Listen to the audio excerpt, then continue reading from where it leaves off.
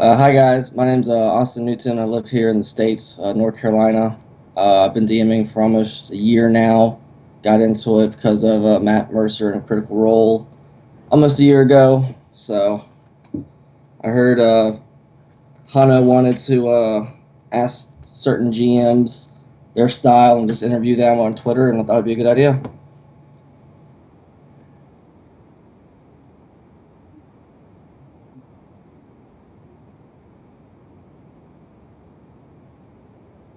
A little bit of both.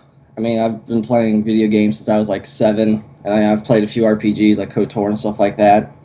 But as far as like tabletop role play, yeah, Critical Role definitely got me into it.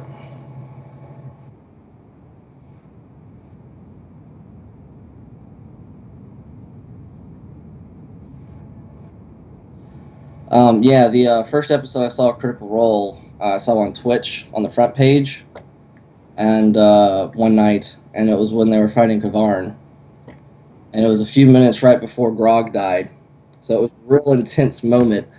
And I looked at other D&D groups, and they'd always done like Roll20 and stuff, which is fine, but it's really hard to get into. And there other D&D sessions and are a little bit slower paced. But I saw all the minis, I saw the map, and I was like, whoa, that's awesome. Like, this is crazy. I don't know what's going on, but whoa. And then, when Grog died, the whole mood shifted in the entire studio, and I was like, I've never seen that level of emotion before, and, compassion. And I watched the rest of the episode. I realized I gotta watch more of this. This is awesome. So I kind of binge watched the rest of the episodes to catch up, and talked to a few guys at a card shop, Tier Zero Gaming, that I go to here in Goldsboro, and they used to do D&D Pathfinder. So I talked to them, and they told me some of their crazy adventures and stories, and I was like, hmm. I was like, all right. So I got a Pathfinder from them. I started reading all that. I read it in a few weeks, and I went ahead and ordered all 5th edition books. Those came in, and I read all those too, and we, eventually just kind of got the group together, and we started around July, end of July, and we've just finished our 33 session last night. So, yeah.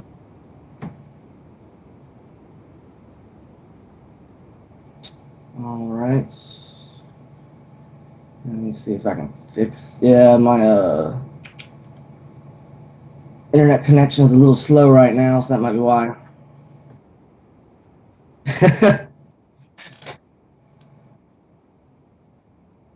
Yeah, yeah, same here.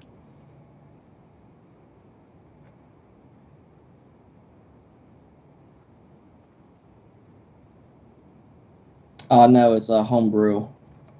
Yeah, I decided to kind of I could do a lot more with my own world than actually doing modules.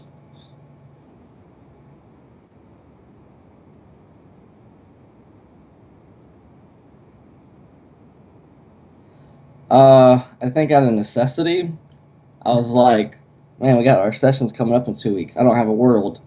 I got to make one. And so I just kind of just took a pencil to paper, had kind of a rough sketch of the world we're in is Terrazin. And so I just kind of rough pencil sketch, and I just drew it out. Well, spent like one afternoon drawing it out, coloring it, making a legend for it, and I just kind of went from there.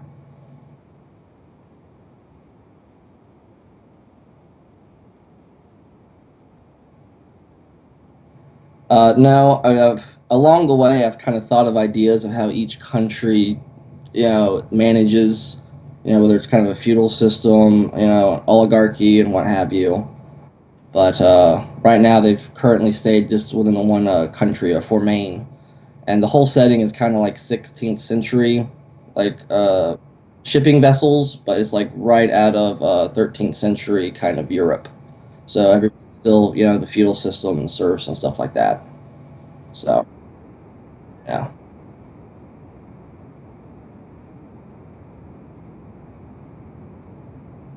Yeah, for my campaign, I have everybody kind of write up a short story of their actual background, how they became an adventurer, and I kind of pull ideas from that and try to, put their home world on the map and bring up people from their past, because I think that's just a real important element of tabletop RPGs, being able to do that.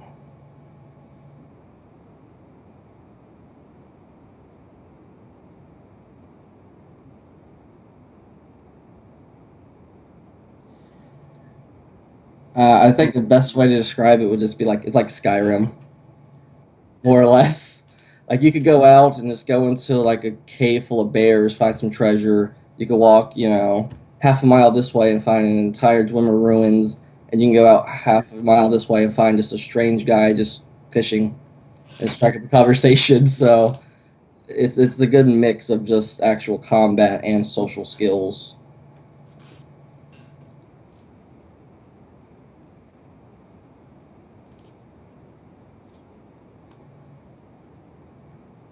Right now, it's just single adventures. There is kind of overarching once they get to the later story. That's going to be on the world stage. But currently, we just finished about a 10 session bout in the city of Ravenshield, where they actually took down the Kindred, which is kind of a mafia organization underground.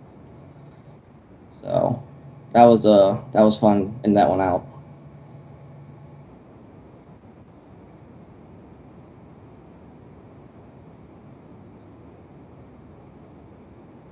Um, it depends because I keep like a bunch of those like 87-cent notebooks and I just write my ideas down.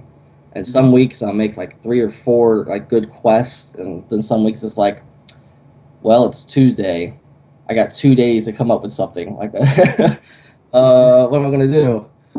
And so usually that kind of spurns me in like a certain direction or what have you. But usually I spend anywhere between 4 to 7 hours, but sometimes it might be a little bit more depending if it's like really important or I have to think of a lot of variables, because I try to make the campaign kind of open-ended, so I kind of give them multiple quests instead of just, oh, you have to go here, which is a lot of work as a DM doing that, especially when you think like, all right, you can go left or you can go right. Well, we're going to go middle, just straight down the road to the forest. And you're like, okay, yeah, so you put out all these story hooks and then just completely ignore them. And it's like, okay, well, I reintroduce them. Yeah. Yeah.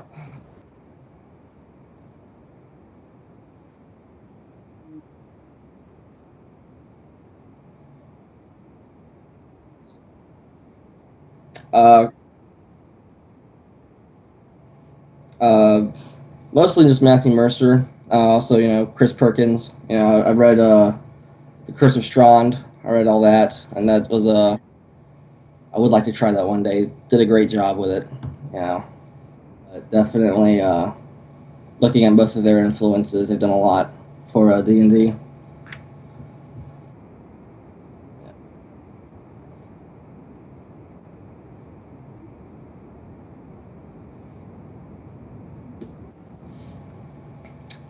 Well, so far we've had 2 PC deaths so far. Um, yeah, one was just they got ambushed by a group of evil adventurers as they were trying to dig up kind of a treasure that was pretty much like X marks the spot because they found a treasure map. What they didn't see was that there was an evocation mage hiding behind the trees that hit him with a slow spell and then a fireball. And so it immediately dropped somebody and pretty much halved the party. And then pretty grueling fight after that. And they just kind of neglected to heal one of the players, and so he rolled 3 death saving throws and failed all of them. I was like, I was like, hey, you're a cleric. You have Revivify, right? It's like, no, I didn't. I didn't prepare that today. And I was like, oh god. Ouch. I was like, man, that's yeah. And then another one, they went to a burning building to kind of save some orphans from an orphanage that was burning down, and they managed to rescue both the kids, but unfortunately they all succumbed to smoke inhalation. So yeah, the whole party kind of TPK'd like 15 feet outside of the actual exit, and I was like, man, that. because they're all trying to like carry each other out, but they just all started falling, and it was just, at that point, one of the players, I was like, yeah, one of the players kind of got buried alive under some rubble as the entire building went down. I try not to, obviously kill the players, but they're definitely, their actions have consequences. And so usually if a player dies, I get with them and then I try to introduce another character next week and into the story. But yeah, sometimes it's a little rough.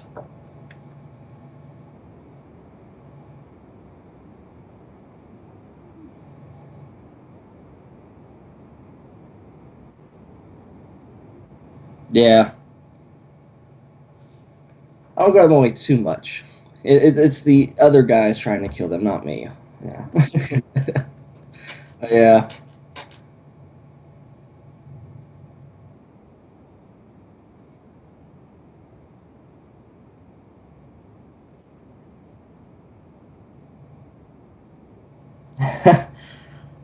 I was actually thinking of this a few days ago, and I write very extensive notes down, so I was kind of paging through them. And yeah, they went to a port city called the city of Ebencliff. And think of it kind of like a coastal port town mixed with a kind of Mardi Gras around the Louisiana Strip. So, there's, taverns and bars and drunken sailors everywhere. And they went to investigate the murder of a actual hooker from an unknown individual who introduced herself later on. And so they actually went to meet with the owner of the knocking shop, Jack Callahan, since he was the prime suspect, but they never had solid proof. And the entire kind of guards in that town can pretty much be easily bribed, especially with coin.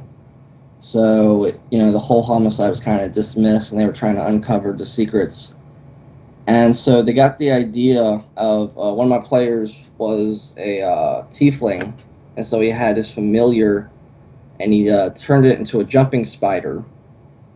Then he actually kind of like saw through its eyes, kind of like style. And then I had an actual drow bard, which was an awesome character. He actually turned invisible and sneaked inside to the actual back room, and there were two half orcs sitting there, kind of polishing their armor since they're most of muscle. And so, from underneath the cloak, he jumps out as a jumping spider and like jumps on the actual drumstick that one of the actual half orcs was eating. And so the half orc just freaks out. There's this giant jumping spider. The jumping spider runs out underneath the door and gets into actually the main area and starts jumping around everywhere. And Jack's like, "Get him! Get the spider!" And everybody's screaming, running around. And I literally at that point stopped, went on YouTube, played Benny Hill, because that's pretty much what it was. It was just jumping all over the place. And during this entire time, I had to make dex saving throws. And it was like 14.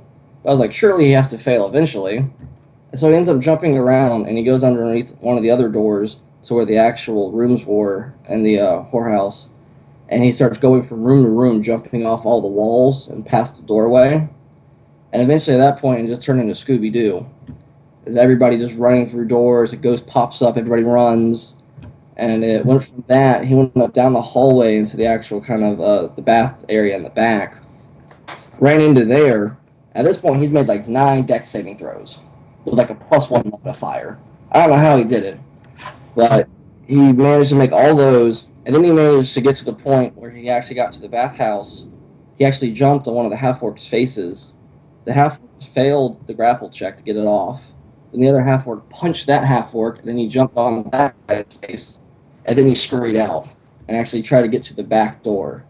Finally there, after like 14 dex saving throws, he actually got splatted. And it kind of knocked the door open, and out back, my Dragonborn Paladin, he was sitting outside just kind of as a precaution since the whole job had been taking a while. And as soon as he did, the half-orc didn't know where the spider went, so he was kind of looking around like, what happened to it? Because it actually got desummoned. And so as he was going to go back inside, my paladin went ahead and kind of put him into a chokehold on the Splinter Cell style and pulled him in the back alley. And the other half-orc didn't notice this.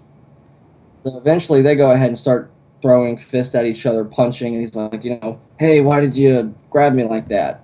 like, did you see the spider? And at this point, like, he caught me completely off guard because he's like, I was searching the demon spider Arachnos, destroyer of worlds. I grew up in a temple many years away and trained every day for the last years of my life in order to hunt this spider. Have you seen him? So at that point, I started laughing because I didn't expect that at all. I was like, well played, inspiration, good job. So they eventually, he's like, no, what's, she's like, yeah, the spider's gone. I smashed it. And so the other party comes around and they actually cast Phantasmal Image and make the actual spider come to life and attack him.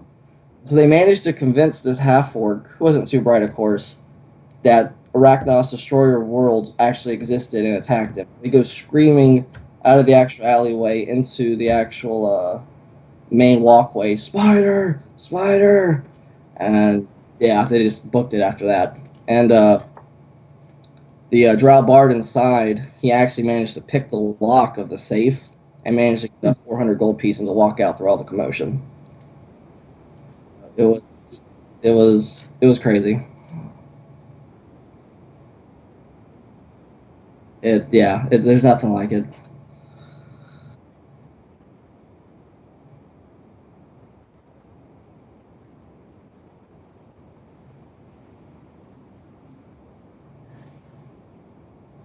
Um, it takes commitment, and there's a lot to know. But there's actually a lot of people that want to play D&D, but there's not enough DMs in the world to actually DM for people. Because I DM'd for 7, but someone moved away, so I DM'd for 6. And even then, if I would allow it, I'd probably have like 10 or 11 players. And I was just like, 6 is enough. 7 max, 6 is enough. But yeah, so just, if you want to kind of make new friends, or uh, you very analytical, or you just want to be very creative and kind of show people your creation, allow them to explore it, it's definitely worth it.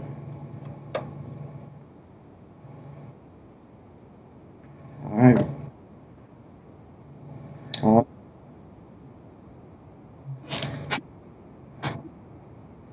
I will. Thanks.